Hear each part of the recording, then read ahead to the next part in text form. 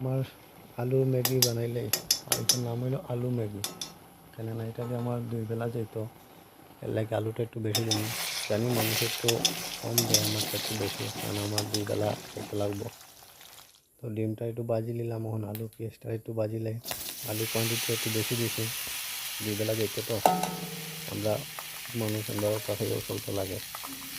তো আলু পেঁয়াজটা একটু বাজিলাই, বাজিয়া লাড়াচাড়া দিয়া আবার নিচে লাগিয়ে দিব। তেলে নাই, তেল ছাড়াও বানাইতে লাগে আজকে।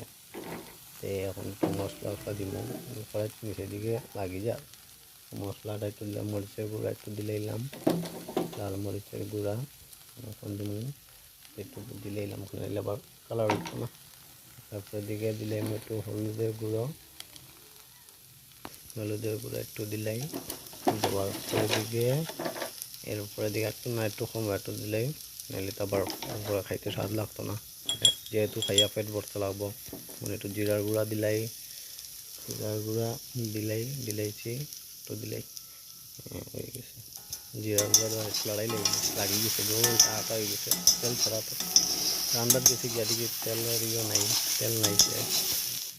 এখন তেল যখন ম্যাগি আর ডিমটা যে রাখছিলাম, ম্যাগিটা সিদ্ধ করছিলাম আর ডিমটা যে বাজিয়া রাখছিলাম ওটা দিলে এটাও সময় যায়। এই দেখো তেল ছাড়া ম্যাগি, আর ম্যাগিটা পুরো কষা হয়ে গেছে, মানে ডিমটা একটু কষা টাইপের আসলো, হয়ে গেছে আমার ম্যাগি 2 বেলার, দুপুরে রাত্রে হয়ে যাব।